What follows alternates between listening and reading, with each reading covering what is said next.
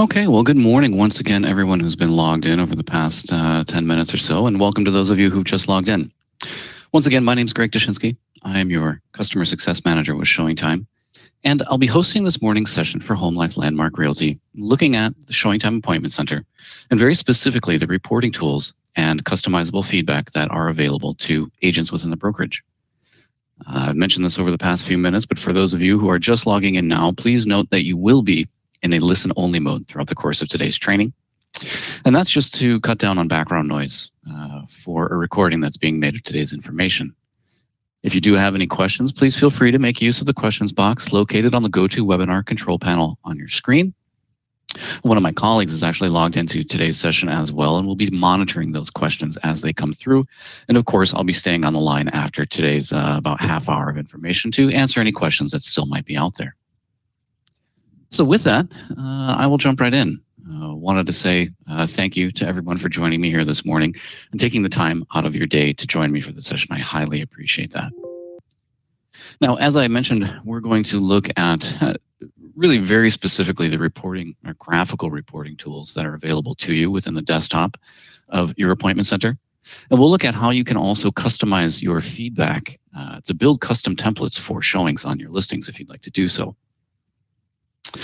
So bear with me as I get my screen changed around here just a second so that I can get into my demo. This will be the easiest and most efficient way to show you the information here today. So everyone is aware, the HomeLife Landmark Realty Appointment Center is launching on Tuesday, January 19th. So you'll all receive welcome emails on Tuesday containing a system-generated username and giving you the ability to create a password and log into ShowingTime to get started. And once you have all the information, you can simply go to showingtime.com in your navigation bar, and you'll see the ShowingTime homepage where you can click the login button, enter your credentials as I have here on the screen, and select that login button to access your appointment center. Bear with me as I blow up the screen just a touch to make things a little bit easier for everyone to see. There we go. Now, if you had joined us yesterday for the training session, we had looked at the mobile app very specifically, and next week we'll be looking at the listing worksheet and entering showing instructions. We'll be looking at offer registration and another training, as well as doing repeats of those topics, as well as the one today. So I hope to see everybody in those future trainings next week. But today, as we're looking very specifically at the reporting tools, what I wanted to do was simply to jump into the reporting tools that are available within my demo account, just as they are, or I should say will be within your logins on Tuesday. So we can just go through that suite and make you aware of what is available to you. Now, the screen changed around just a little bit here as I clicked on that reports button within the navigation bar. And it brought me to a list of all of the reports that are available to me. And we're just going to go through these top to bottom. Now, this first one here this is something that's available in my demo. It's actually an add-on called a pricing benchmark report. And there's an additional report that you can subscribe to, which will show you information about comparable listings in your market. But starting off for the ones that will be available to you on Tuesday, we have the Activity on Comparables report. This is a very often used report by agents within their brokerages because what it does is allows you to search for sales associates who have shown comparable listings within your brokerage. Now, as you click into the report, we basically have some filtering options. You have the ability to adjust date ranges up top. You can enter in specific price ranges, possibly a bed count, and then further filtering options such as cities, zip codes, property types, school districts, and so forth, so that when you do run the report and click that submit button, a table will populate and show you detailed information about showings that have occurred simply and only within your brokerage, so that you can find information about listings that are showing based on that comparable filtering options that you entered to help you find a potential buyer when needed. Do note that the column headers here, I can rearrange those by column type. So I can sort by agent name or price, city, property address, and so forth. Now from the blue buttons up towards the left-hand side of the screen, I can click on back to report list to get back to the list of the reports that are available to me. The next one to demonstrate for you is the agent activity report. And this is one of two reports that I always like to describe as an agent dashboard with your information. Simply click on the agent activity report and you'll see this report populate, which is going to give you a breakdown of your listings and information about them. The report is going to be broken into different tables. So you have a snapshot up top, giving you a breakdown of your listing information, basic showing information. You'll have a table containing information about any listings that have recently gone through status changes, one displaying your new listings, one that'll contain listings that have gone through recent price changes. You'll have other activities, appointments, and then listings nearing expiration as well. Now, you do have date ranges up top where you can adjust these to look at the information that was happening on different periods of time as well. And additionally, within the blue buttons up towards the top, you have some further action buttons where you have the ability to download the PDF or download a PDF of the report, excuse me. You can also print or email this report if you want to share that information as well. Now, a very important point to note is that with any of your reports that display multiple tables, you have display options that are available to you.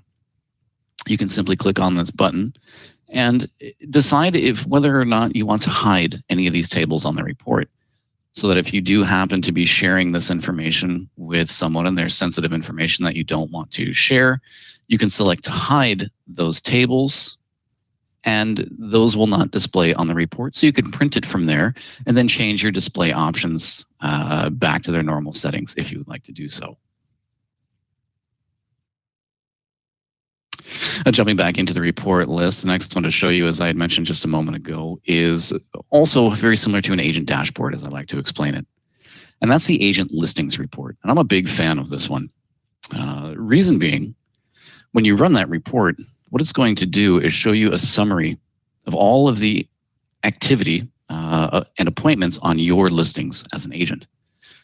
You're going to have multiple tables in this report. Once again, a snapshot up top giving you a breakdown of the overall basic information, a table with all of your active listings, and then further down below as I scroll, you'll have a table for your pending listings and expiring listings. Now, the reason why I am such a big fan of this report is that what it allows you to do is look at all of your listings and their showing history in a side-by-side comparison. You see detailed information such as the bed count, the address, the price, but you also see information such as the days on market, when it first went live, total showings, how many showings in the last 30 days and 7 days. So you do have the ability to rearrange these columns by top to bottom or bottom to top. So you have that ability to look at your listings in a side-by-side comparison to see possibly why one is showing more than others if they happen to be in a similar price range or in a geographic location, just to gain insights on why some listings are showing more so than others. Jumping back into our reports list, we come into the listing activity report. And this is one of the two most frequently used reports within ShowingTime. And it's not only because this report is also available to you from the mobile app, but because of all the information that the listing activity report displays. And the easiest way to explain this specific report is that it's going to display to you all of the activities that are happening on a particular listing. Now, the way that this functions is when you click on the listing activity report, you're going to see a view of your inventory. It's basically accessing the report, tells ShowingTime, hey, I want to run the listing activity report. And ShowingTime comes back with a quick question and says, well, great. Which listing would you like to run that report for? So from your inventory, you can simply click on any one of your rows, and it's going to generate that listing activity report for the particular property. Now, once again, this is a report broken down in multiple tables. You once again have that snapshot for basic board and showing information at the top of the screen. You'll see the appointments that have happened over time on a bar graph below. If you happen to have multiple choice questions upon your feedback template, you'll see this area with the pie charts, just giving you the overall responses to those multiple choice questions so you can see the overall responses without having to look through every single feedback response. Now, right below that, you do have an area with all of the feedback responses. You'll see the showing agent information when the feedback was received and their specific responses. And you'll also have this column in the center where you have the ability as the agent to decide whether or not you'd like to publish and share that information with your homeowners, or if you'd like to remove it from their view and unpublish that feedback from their view. The last table on this report is the listing activity details. And this area of your report is simply going to display a life of history for the property. It's going to show when it came in new, any status changes, any price changes. It'll show past appointments, future appointments, canceled appointments, any notes that you've entered. You'll also have a link here to the details, and bear with me as I want to make sure I find one with details. There we go. If there's ever any questions about how the appointment was requested, you have access to the details here. So you can click on that link and see a pop-up of who made the appointment request. Was it made online? Was it made over the phone? Who was sent notification and how were they sent notification, and who may have declined or canceled or confirmed and so forth. So you always have the details to look back at the historical reference for each of your appointments. Now, one of the other reasons why this report is so frequently used is that you have a number of actions that you can take from here as well. Running through some of these blue buttons here, which are kind of quote unquote your action buttons. The first one to show you is the homeowner version. As within ShowingTime's mobile app for the client, which is called My Home, your homeowners have access to this report as well, but it's a little bit different. And through your version of the report, you can see what they view just by clicking homeowner version. And the report is very similar, but the main differences are that they can only see the feedback responses that you've published to them. And within the listing activity details, they don't have the drill down information. So they can only see when it occurred. They won't have the showing agent contact information or the details about how that appointment was confirmed. As I go back into the agent version here, we have some other pretty general settings, but you do have add activity. And this can be a very handy feature because what it is designed to do is document an appointment that has happened in the past. You have the ability to come in and mark a showing having occurred on a date or a time in the past and associate the showing agent to it. That way it gets documented as an appointment within your appointment center. Now, additionally, when you're adding an activity, this manage feedback checkbox. If you save the activity with the checkbox clicked, it will document the showing as an activity upon the listing, and it will send out a feedback request, but no notifications will go out, as the intent is not to create confusion for an appointment that has happened in the past. However, if you don't need that feedback, you could add the activity and uncheck that box to not have the feedback request sent out. Now, from here as well, you do have the ability to send a notification. And so everyone's aware, within your appointment center, you have an additional benefit called the email price change notification, where if the price happens to change on any of your listings by greater than 1%, your appointment center will generate an email and send that email out to any agent who's shown the listing in the past 180 days, just to notify them of that current price change. But just in case a price change occurs that is lower than 1%, you have the ability to send that notification out manually, just by clicking on that blue button we looked at a moment ago, and you'll see this pop up for an email template. You have the ability to select your recipient groups, customize the subject line as well as the subject matter, and you can have that mass email sent out through ShowingTime. Now, an important point to note is that you do have the ability to send a notification under the message type of other. And this is really designed for a notification that you'd like to send out to agents about, maybe there's something specific that changed about the listing, or maybe you have a brand new listing that's going to go very fast and you want folks to know about it. You can send out this notification here. But please note that notifications sent out as a message type of other are not documented on your listing activity report. So for things such as sending out offer updates with offer registration, it's very important that you do those through offer registration specifically, so you do have a detailed log of those notifications and offer updates that are sent out. Now here as well, you do have the ability to add an attachment. If there are any documents that you need the requesting agent to have at the point of request, you can simply click into Attachments and select Add or Remove. From here, you can update any forms that you need to, as a loan pre-approval is necessary, or a mold disclosure, or if you have a COVID disclosure that you want the agent to have a copy of, you can upload those here in a PDF form.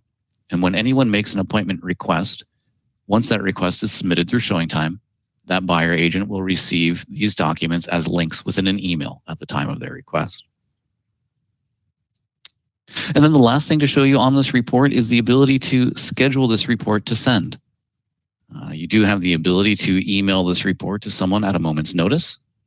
But if you have a homeowner who wants to receive the report on a certain schedule, you have the chance to set that up. Simply click on Email Report and Schedule to Send, and it opens up this pop-up where you can turn the report on and select who is it that's going to be receiving the report. How often are they going to receive it? Either every day, every weekday, or every week, bi-weekly, monthly. And you even have advanced options so that you can make the decision whether or not they're going to be displayed just a downloadable PDF or a live web report. And you can make that decision whether or not they'll be sent the report within the schedule only when there is new activity, or simply based on the time frame.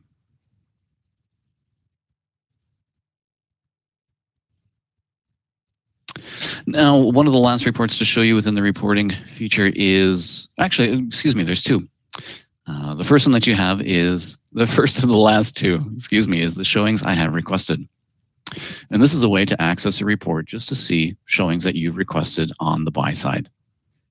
Simply click on that. You have date ranges up top that you can change to see appointments you've requested in a particular time frame. You'll see chronologically those appointments along with their statuses, dates, and times. You can view any attachments that may have been set up on those listings. You have the ability to register an offer through offer registration if this listing does use that feature of ShowingTime. And you can also click on View Modify and see details about that specific appointment request, such as the time, the dates, and the listing and co-listing agent information. And you can also send them an in-app agent-to-agent message directly through the screen. Now, before I get to that last report, just so you're aware, this is the report that displays to you showings that you have requested on the buy side. But underneath the Showings button in the navigation bar, you also have a report that is showings on my listings. And it works in a very similar manner, where you have date ranges up top that you can manipulate to see activities in a particular time frame. But you'll see that same chronological breakdown of appointments that have occurred on your listings, breakdown of detailed information, along with the ability to view modify that particular appointment. Whereas the listing agent, you see further information such as the instructions that were in place at the time, the buyer agent information, and the ability to send them a message, and the appointment history down below as well. And then the last report to show you from the reporting suite is the target market analysis. And as I mentioned, the listing activity report is probably one of the most too frequently used reports within ShowingTime. The listing activity report is the other most frequently used, and you'll see why in just a moment. But you may notice this has the same filtering options as the activity on comparables report we looked at before. You have date ranges up top that you can change, enter in price ranges, price increments, enter in a bed count, and then you have your filtering options once again. But the main difference is you have this option to use market-wide data. And I'm going to uncheck this very quickly and run this report. And down below, these two tables appear. You have a bar graph and then activity details with statistics below, breaking down the information about how many appointments are occurring on listings in particular price ranges based on the filtering options that you entered. So you have the ability to see, hey, what price ranges are seeing the most showings? Now, as I had highlighted the Use Market-Wide Data checkbox, this is very important because if you run the report with the box unhighlighted or unchecked, it's going to pull this data from showings that are occurring only within HomeLife Landmark Realty, and is really going to show you what price points for listings within your brokerage are getting the most showings. However, if you happen to run this report with that checkbox clicked, once you submit it, it's going to run the report in the same fashion, but it's going to pull the data from any showing that has occurred within ShowingTime in all of TREB. So within your entire market, as long as that appointment has happened within ShowingTime, it's going to populate as part of this anonymized report. So this is very often used when the question comes up about establishing a starting price on a listing. Very often is used to chat with clients about the possibility of a price change on their property as well. Now that is the last report within the reporting suite, but I wanted to kind of transition this into showing you your feedback. The reason being, if you notice on the left-hand side of the navigation bar, we have a feedback button. And when I click on that, I'm going to see information about the feedback that I'm involved with. And this isn't a quote-unquote report that's available within the reporting section, but it's where you can access all of your feedback. You have two tabs up top where you can either filter your view for the feedback that is being requested for listings of yours, where other agents are showing and you've requested for their feedback. You also have a tab that's going to display to you the feedback that you are being requested to submit as a buyer agent. You can see information about that feedback. Simply click into it, and you'll see a pop-up where you can enter in your information, let them know about that feedback that you want to submit to them. Simply click that submit button, and that feedback sends out to that listing agent whose property you showed previously. Now, concerning the feedback as well, so everyone's aware, you do have the ability to customize your feedback templates. And that can be done simply through the Form Design Settings button. When you click on that, you'll see this screen where you can start setting up your template. You can click on the Create New Template button and build a brand new template from scratch, entering in all your questions and all the settings. You also have the ability to clone any existing template that's available to you. So from the drop-down, you can access a particular template and simply clone it. So you can take that entire existing template and build off of it, add more questions, remove questions, or change settings in the background. And the main setting that's changed when folks are cloning templates is this one in the general settings section that is marked when new feedback is received. And when you build a new template, it's marked as a default for being held for review, meaning that when the feedback is sent to the showing agent for their opinions, once they submit that feedback, it's going to come back to you as the listing agent only. So you can review what has been submitted and make that decision whether or not you're going to share it with your homeowner. However, you can set a feedback template up to publish automatically, so that when the buyer agent submits their feedback, it goes to your homeowner and to you as a listing agent at the same time without the need to review or to publish. And when you're ready to build the template itself, you just want to click into the feedback form tab here, and you can start adding in all of your questions. They can be in multiple choice format. They can be in free text format. You can rearrange their order by dragging and dropping.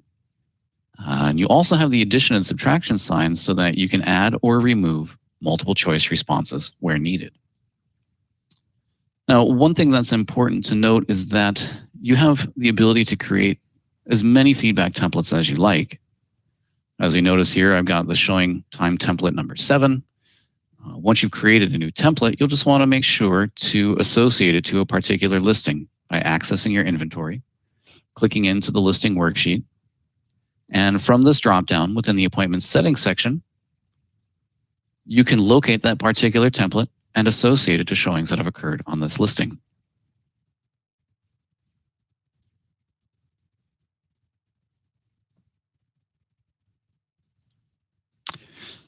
Now, so you're aware of the workflow for your feedback.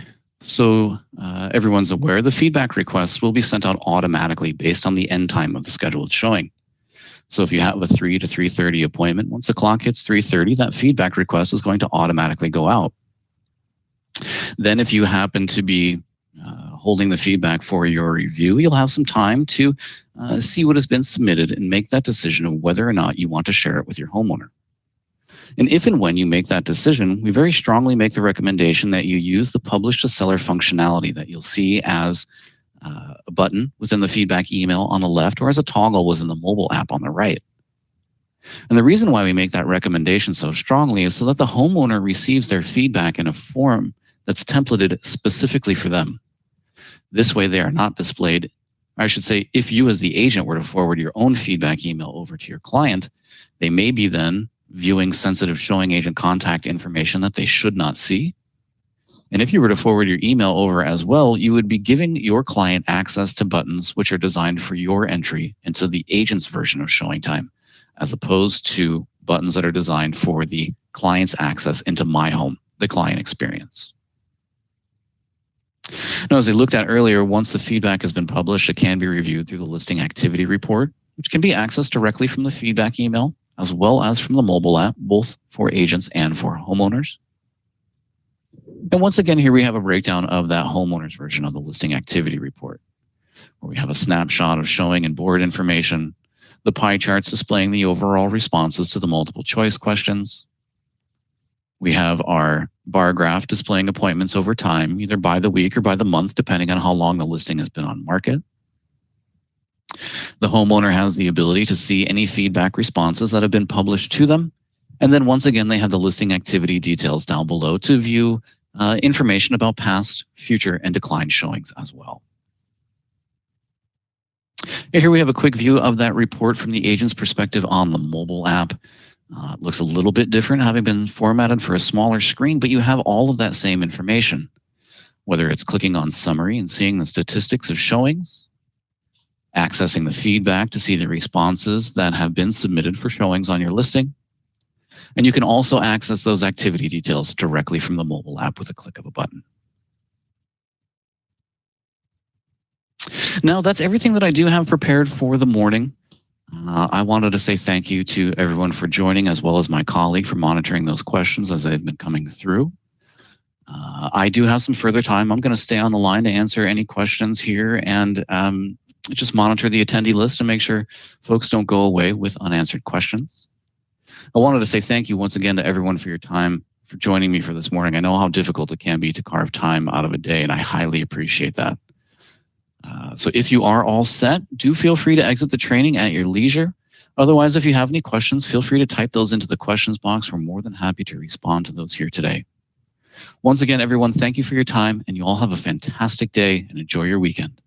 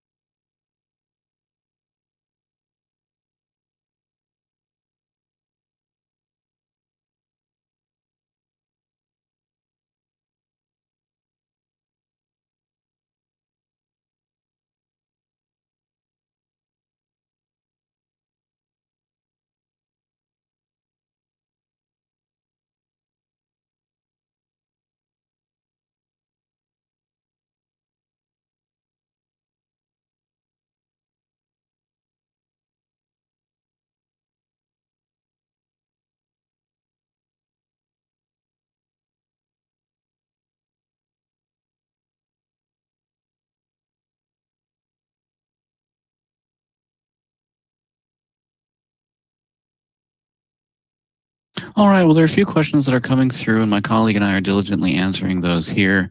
I just wanted to mention once again, if you have any questions, please feel free to enter those into the questions box. We're happy to answer those here for you today. Otherwise, feel free to exit whenever you're ready. Thank you once again, everyone, for your time, and have a wonderful day.